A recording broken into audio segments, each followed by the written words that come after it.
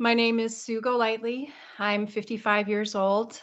I currently live in the Midwest in Nebraska. Um, my aortic event happened on October 17th, 15th, 2017. Prior to that, at the time I was living in Des Moines, Iowa, and visiting family in Nebraska. I was working in special education from time to time, teaching cardio kickboxing classes, trying to work out and stay healthy, very involved in my church and a refugee ministry where we were helping families from the Congo and from Myanmar settle into Des Moines and establish their lives. And it was a very rich and full and fascinating life, and I loved it.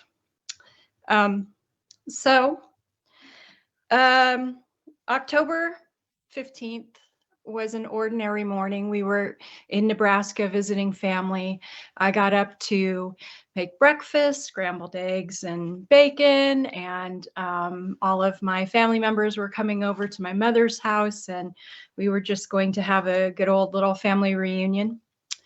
Around 9:30 that morning, I remember standing in my mother's kitchen talking to my sister-in-law when I felt the most incredible plunging, sharp pain between my shoulder blades. It was literally as if someone had taken the biggest butcher knife and just stabbed me between the back, between my shoulder blades. And I remember just trying to stand there and recover and make sense of what was happening. I was mid-sentence and I just kind of went and sat down on a chair and tried to finish the conversation with my sister-in-law. So then after a few minutes, I went downstairs and laid down. And when the pain didn't go away, I later found my husband in the house and said, I think maybe I better go see someone. I remember thinking, I just turned 50 and I cannot be having a heart attack. The pain was between my shoulder blades and radiating up my shoulder and into my chin. And by now I was having trouble taking a deep breath. So in my mind, I reasoned that because I was too young and this couldn't be happening to me, that if we went to an urgent care clinic, they could help me decide if I was having a heart attack, which is what I thought was going on. And then if I wasn't having a heart attack, they would send me home and I wouldn't have to pay ER fees. So I got myself together and we went to an urgent care clinic, and I told them I was having chest pains and shortness of breath, and they asked me to fill out paperwork and have a seat. And so after sitting and waiting for 20, 30 minutes, so now we're, an hour plus into this event, and my husband got a little more insistent about being seen. So they took me back and took my blood pressure, which was sky high, something like 168 over 117, something like that. And put a pulse ox on me. Then they decided to run an EKG. And other than my blood pressure being very high, they decided that everything was normal.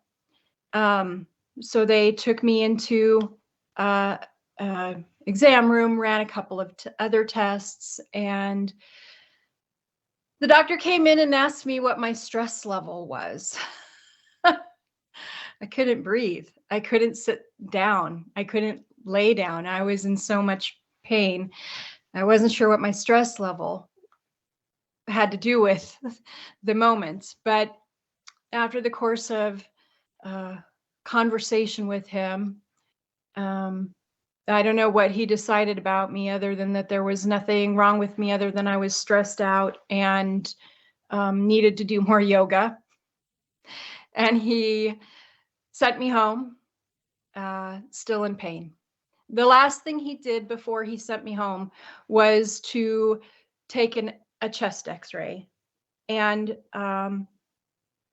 so I went home and in excruciating pain and not understanding what was going on, and tried to sleep that night. Tried to reason through what could be causing this. The next morning, I got up very early and went to my chiropractor because I had to go to work that day, and asked the chiropractor to do an adjustment. It seemed to bring a little bit of relief, so I just decided, well, I must have just strained myself somehow. But I proceeded to have pain for the next couple of days. 2 days later, the nurse from the urgent care clinic called me frantically, wanting the phone number for my doctor in Des Moines, saying that something had come up on the x-ray and they felt like I needed to be seen and have a CT done. Well, I was in the middle of work, so I didn't have time because I worked in education. You can't take personal phone calls during the day.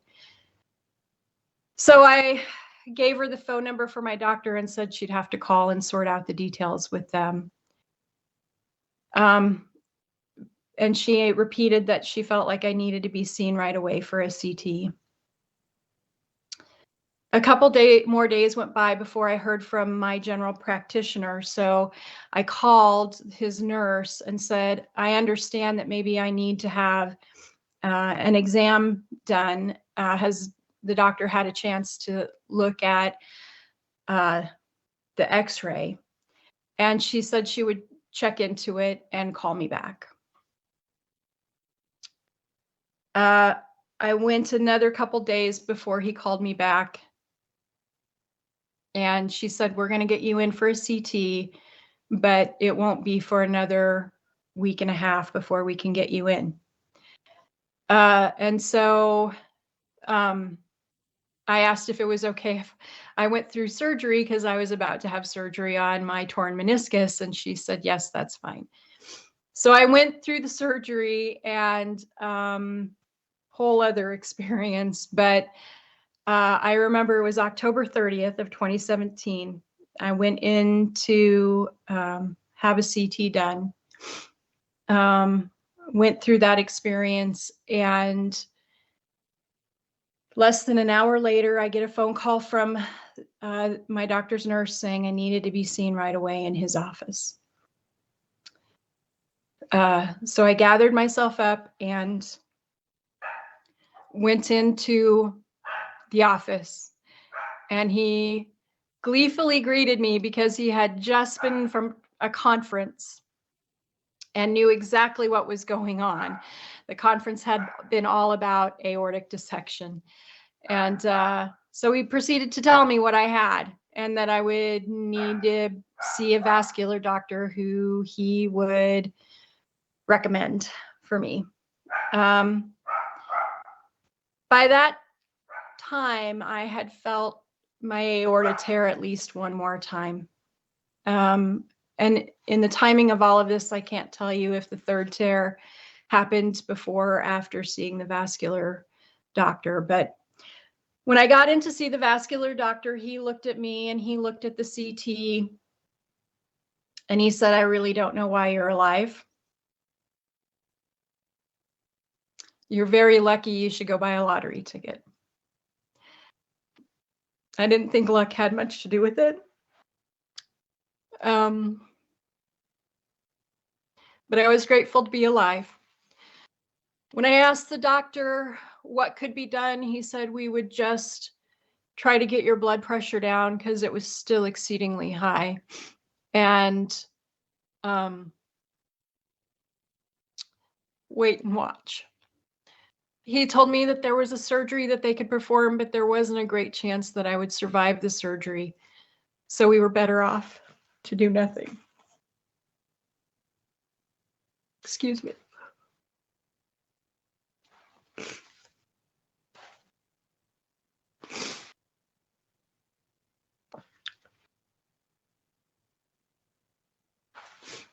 So I proceeded to keep track of my blood pressure take the one pill that the vascular doctor prescribed me and circle back to my GP to try and figure out what else could be done to control my blood pressure.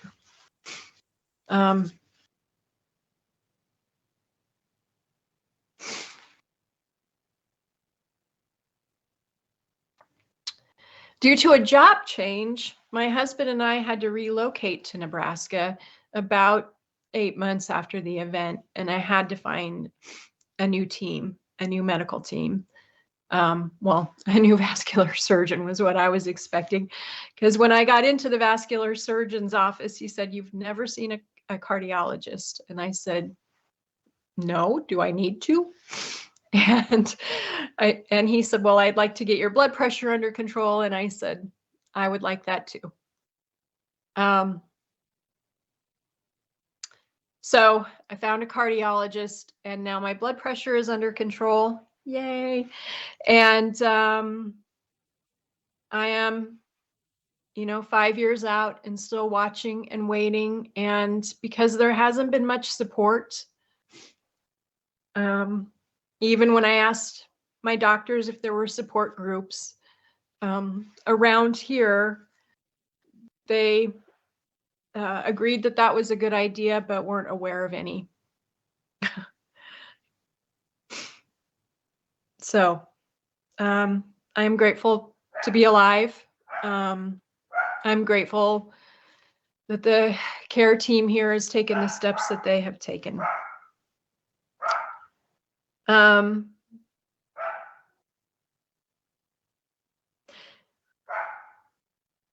Regarding the trauma that I've been through,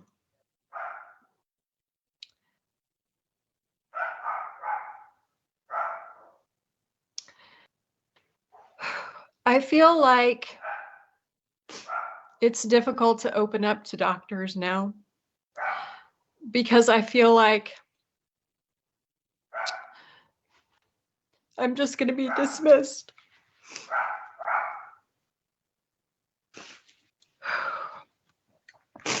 And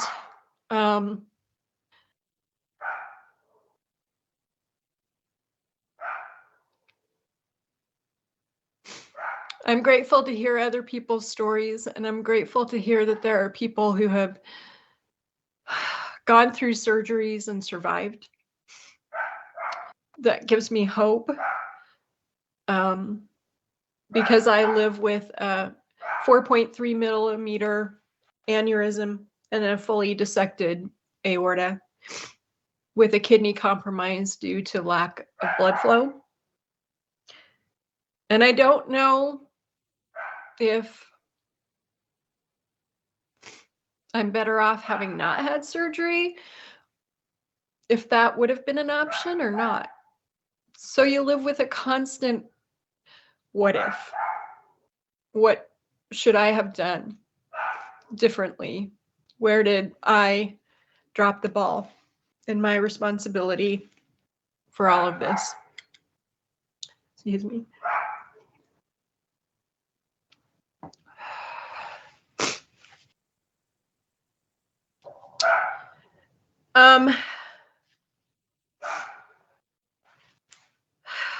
I write poetry occasionally to deal with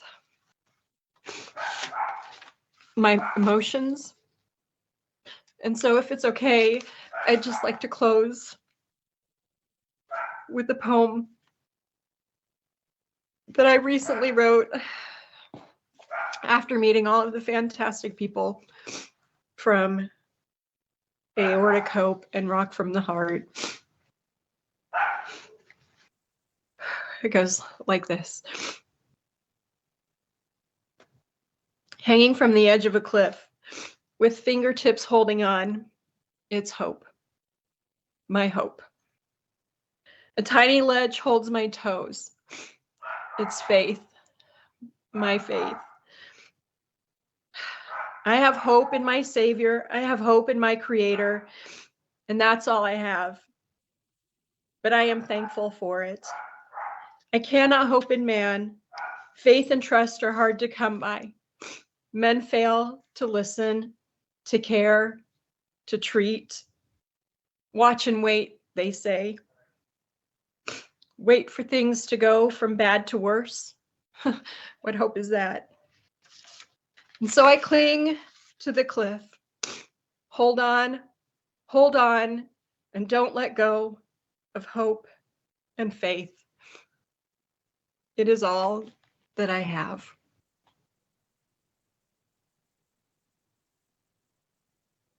Thank you for listening.